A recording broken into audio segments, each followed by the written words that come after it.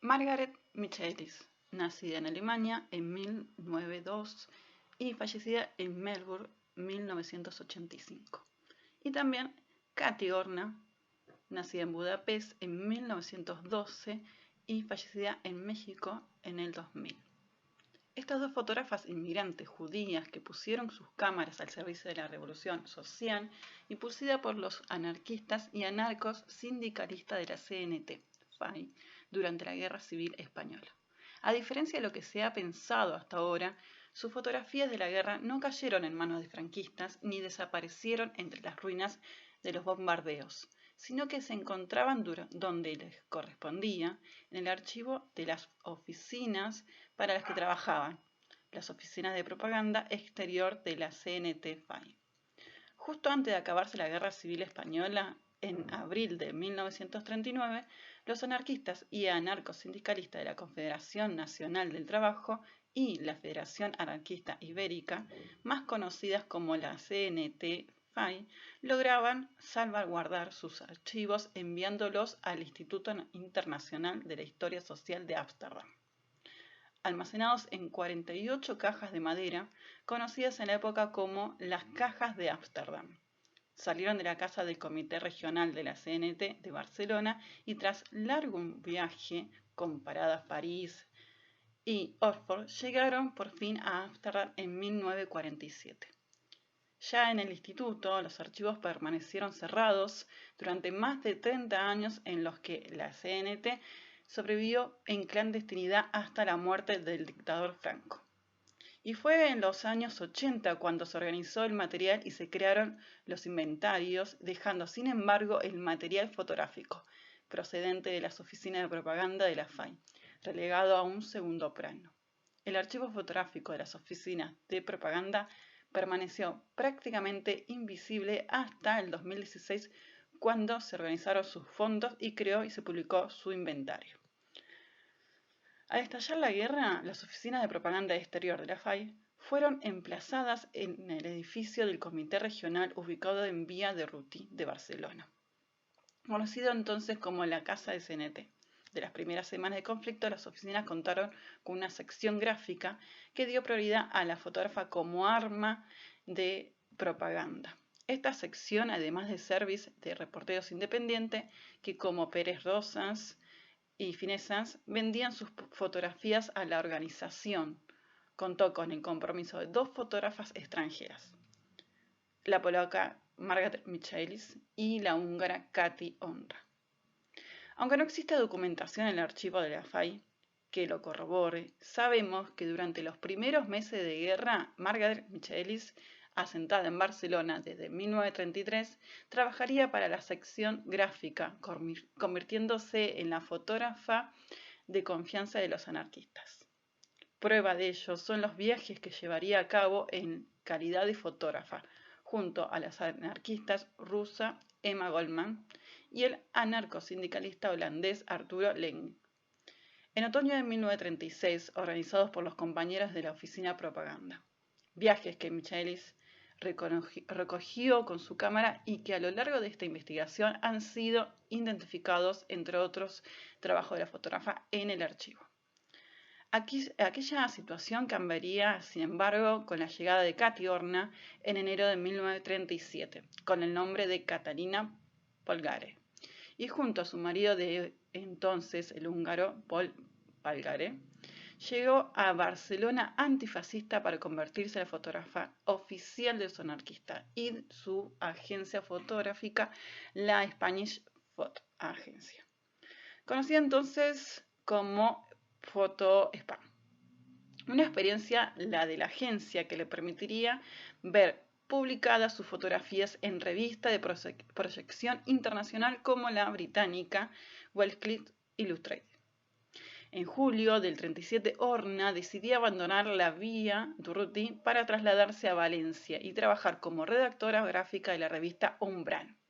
Quedaba atrás 7 meses de duro trabajo en las oficinas de propaganda que se vieron materializados de la publicación del álbum España, un libro de imágenes donde cuentos y calumnias fascistas, el álbum de propaganda antifascista, y en cientos de negativos tomados con su habitual cámara Rolleiflex, que hoy nos permiten entender su mirada y su relación con los anarquistas. A mediados de 1938, Katy Horna viajaría a París para conseguir su material fotográfico, escaso en Barcelona, y ya nunca regresaría. Estando en París con su compañero de entonces, José Horna, de quien tomó el apellido por el que hoy se lo conoce, la pareja decidiría exiliarse a México y empezar una nueva vida. Una decisión que supuso para Horna, muy a su pesar, la pérdida de su archivo fotográfico, hoy localizado en el archivo de las oficinas de propaganda de la CNT-FAI. Sabina Muchart Colboni, nacida el 20 de noviembre de 1858 y fallecida en Málaga el 21 de marzo de 1929. Nació en una familia numerosa y humilde. Su padre era un albañil de origen francés y siendo muy joven abandonó su Olot natal y se estableció en Málaga con sus 3 hermanos mayores. Ella abrió un estudio de fotografía donde trabajó el resto de sus días.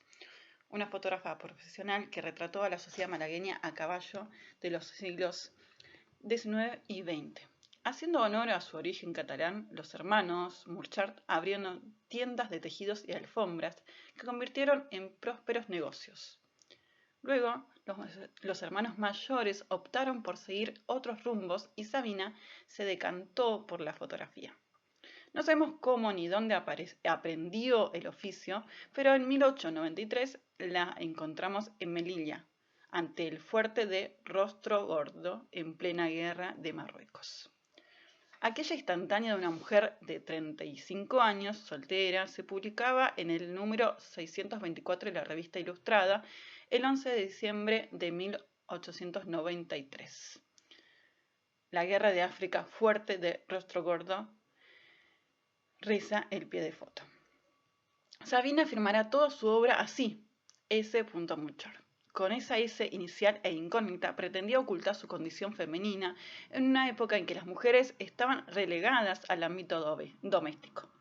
Se da las circunstancias de que durante algún tiempo la acompañó en el negocio su hermano menor, Francisco, que murió en 1910, quien en el censo de esos años aparece como fotógrafo, mientras que a Sabina, propietaria del negocio, se le atribuyen las labores propias de su sexo.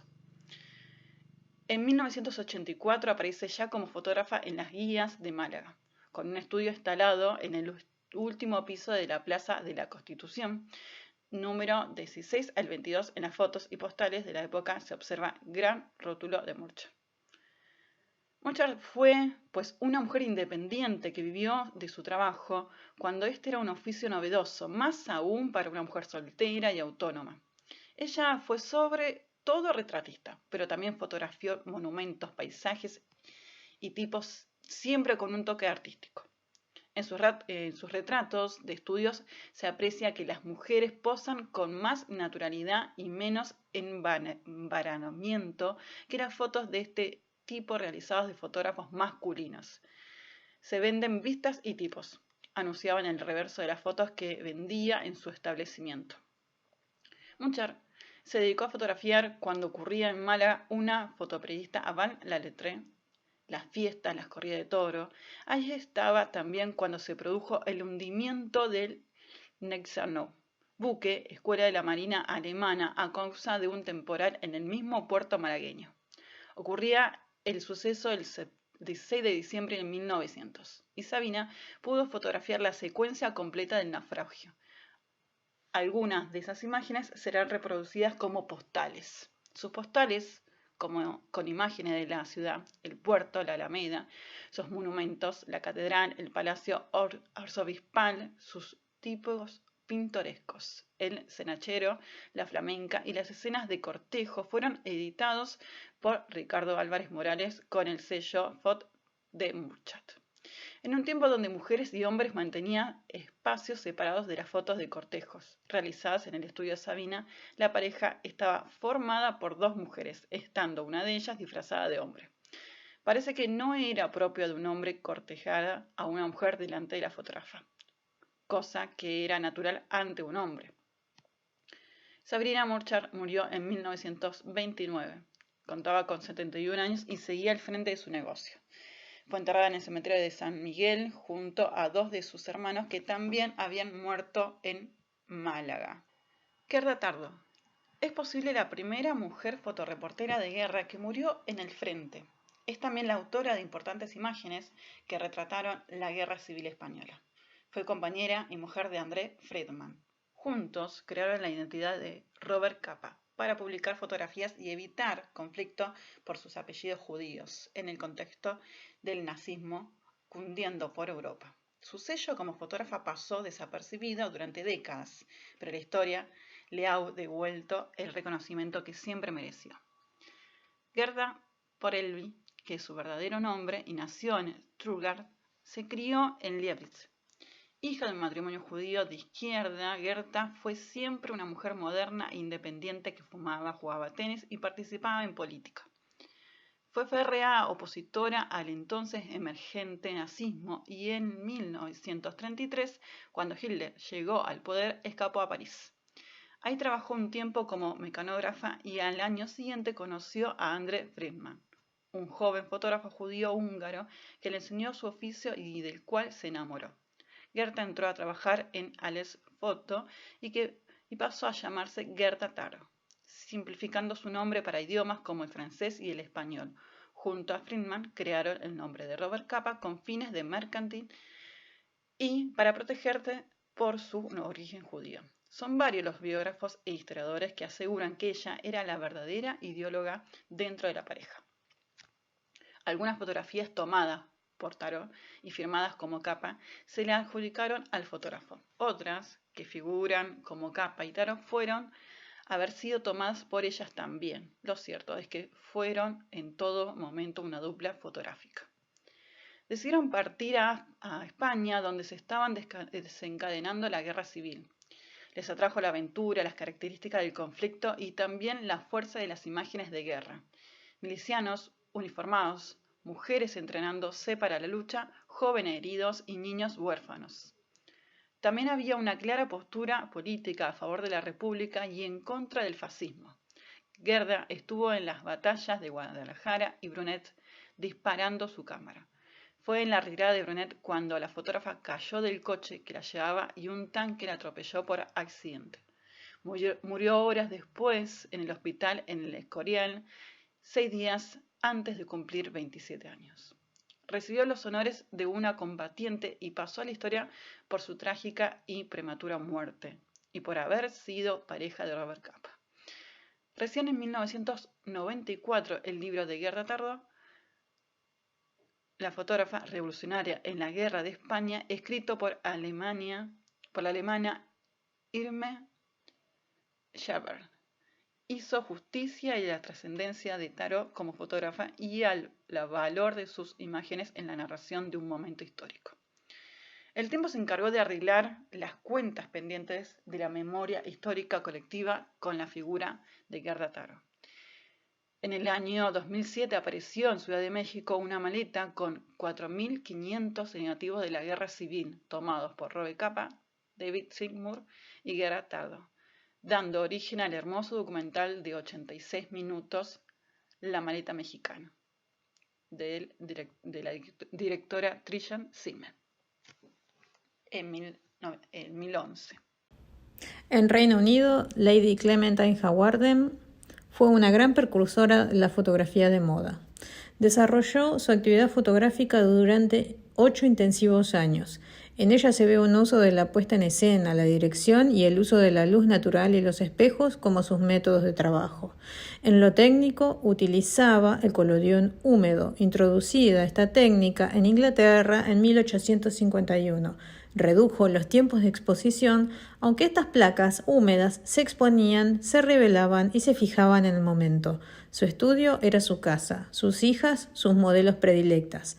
Admirada por muchos, uno de sus grandes admiradores fue Lewis Carroll, el creador de Alicia en el País de las Maravillas, que coleccionaba sus fotografías.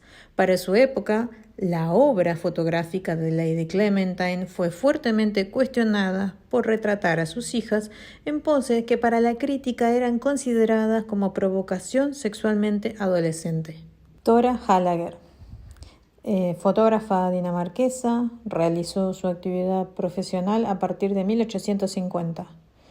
También durante el año 1857 pudo crear su propio estudio en donde se especializó en retratos en la técnica del daguerrotipo. Fue una gran estudiosa de esta técnica y tuvo oportunidad de formarse en París. En Italia surge un gran personaje histórico llamado Virginia Oldoini, condesa de Castiglione. Si bien fue célebremente conocida por ser una gran aristócrata y ser agente secreta italiana, por haber sido además amante del emperador Napoleón III de Francia, y que además, y miren la importancia de su rol a nivel histórico, fue parte activa responsable de la unificación italiana. Sin embargo, en lo que nos atañe a nuestra pequeña investigación en torno a las pioneras en fotografía, en la historia de la fotografía, Virginia Oldoini no fue fotógrafa, pero descubrió la propuesta performática como infinidad de posibilidades que producía la fotografía. El objeto, su propia imagen, que a través de las poses y el estilismo, hay que destacar que si Virginia Oldoini hoy fuera nuestra contemporánea, se definiría como una grosa instagramer. Vemos en ella un rol de dirección artística, inclusive en la decisión de cuándo tomar las fotografías, cómo debían realizarse las ampliaciones, cómo debían colorearse las imágenes, y así ir construyendo una imagen expresiva de sí misma. A lo largo de su vida, inclusive hasta pensó en su propia retrospectiva antes de morir, que ella había imaginado titularla como la mujer más hermosa del siglo. Creó y controló su imagen pública simultáneamente en que generaba tendencias en moda. Hoy sería una gran influencer. En Dinamarca, Mary Steen fue una gran pionera. Abrió su propio estudio en Copenhague a sus 28 años, en el año 1884. Se especializó en fotografías de interiores, en un momento en donde no había luz eléctrica. En 1888 fue elegida como la fotógrafa de la corte danesa gracias a la invitación de la princesa Alexandra. Mary Steen, gran ferviente luchadora por los derechos laborales, incentivó al mismo tiempo a las mujeres de su época para profesionalizarse en fotografía. En Estados Unidos, Alice Osten fue una gran precursora del documentalismo, dejando un legado de más de 8.000 fotografías. Considerándose amateur, nunca cobró un peso por su trabajo. Su primera cámara la recibió de manos de su tío a los 10 años. Aprendió a revelar en placas de vidrio y a los 18 años era toda una fotógrafa experimentada.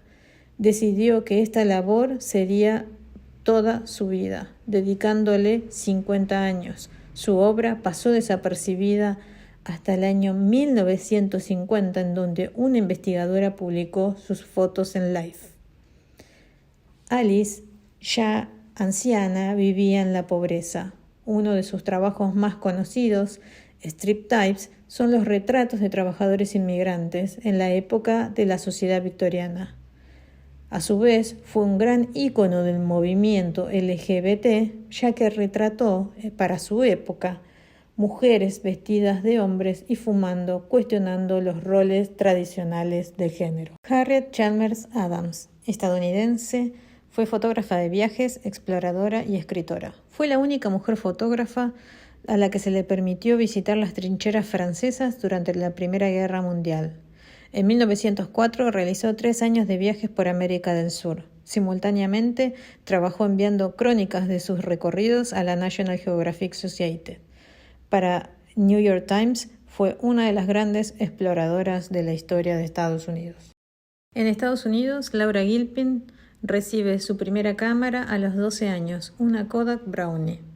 Más tarde, se enfocó en el estilo pictorialista, utilizando las técnicas del autocrom y el fotograbado. Su cambio rotundo lo dio al decidir fotografiar y documentar la vida del pueblo navajo, construyendo en ello una mirada etnográfica y documental, concluyendo en la publicación de su libro The Enduring Navajo, Más tarde se concentró en los retratos y registros de paisajes. Durante la Segunda Guerra fue la responsable de las fotografías de la compañía de aviación Boeing. En el ámbito de Latinoamérica, la cuestión se complejiza. Para aportar una breve mirada, voy a ejemplificar con dos representantes. En el caso de México, la figura de Natalia Baquedano y en el caso argentino, la figura de Josefina Oliver. Ambas fotógrafas estuvieron activas a finales del siglo XIX y en principios del XX. Nacieron en fechas cercanas. Baquedano en 1872 en México y Oliver en 1875 en Argentina.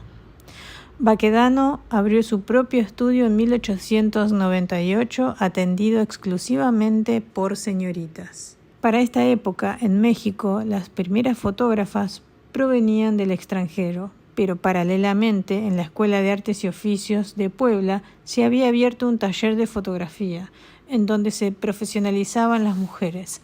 En 1882, las fotógrafas ya se encontraban activas en México. Para 1900, según el censo, existían en México 30 fotógrafas.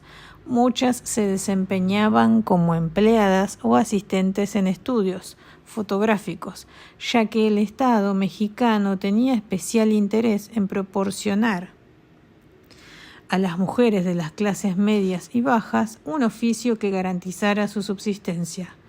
Baquedano se dedicó principalmente al retrato, experimentando en todas las técnicas posibles y patentando una propia, la fotografía sobre flores naturales. En los inicios de la fotografía en Argentina, el papel de las mujeres en este ámbito fue mayormente de manera secreta, ya que se desempeñaban en tareas de asistencia en los estudios de sus familiares y en la mayoría de los casos entre los años comprendidos entre 1870 a 1902. Las leyes del Código Civil de Vélez Sarsfield de 1871 determinaron la prohibición de ejercer libremente una profesión sin la autorización del marido. Esta ley fue vigente hasta el año 2015, que se modificó durante el gobierno de Cristina Kirchner. Solo en las décadas de 1920 a 1940 es cuando comienzan a proliferar estudios de propiedad de mujeres, a pesar de dicho código. Algunas mujeres se desempeñaron de manera profesional, como el caso de Antonia Brunet de Anat, considerada la primera daguerrotipista argentina entre 1854 y 1862.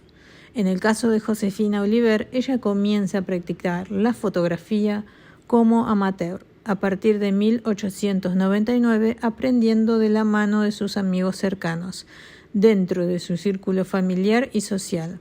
Esta situación ejemplifica que la mayoría de las mujeres no accedían a una formación académica en fotografía, sino más bien de manera autodidacta, además de que solo ejercían esta actividad las pertenecientes a las familias acomodadas porque implicaba una inversión considerable. Algunas de ellas fueron miembros de la Sociedad Fotográfica Argentina de Aficionados. Josefina Oliver pertenecía a este núcleo. La mayoría de su trabajo representa su modo de ver y construir su identidad a partir del uso de los autorretratos, cuestionando incluso los roles de género a fotografiar modelos femeninas con ropa de hombre y viceversa. Oliver dejó como legado 20 tomos de su diario personal desde 1892 hasta el día antes de su muerte, en el que se incluye un acervo de 2.630 fotos, de las cuales coloreó 1.050. Su obra salió a la luz en 2006. Para el censo de 1914 en Argentina se registraron 20 fotógrafas argentinas y 33 extranjeras, de un total de 619 fotógrafos. Grete Stern y Anne-Marie Henrich forman parte de un grupo de pioneros de la fotografía en Argentina, encabezando una renovación y una nueva exploración de las posibilidades de la técnica a partir de los años 30. Este grupo representa el cambio de paradigma en fotografía como oposición a lo pictórico o documental. proponiendo una mirada distinta de todo, haciendo especial énfasis en la experimentación, la abstracción, los surrealismos, el mundo onírico y una nueva construcción compositiva de la que los retratos también van a ser parte. Con ellas viene el ideal feminista de la mujer nueva desarrollado luego de la Primera Guerra Mundial en Alemania. Se cuestiona ese ideal de mujer burguesa dedicada a su hogar, los hijos y el matrimonio como único proyecto de vida. Stern contaba con formación estética, había estudiado en la Bauhaus de Dessau hasta que Hitler la cierra.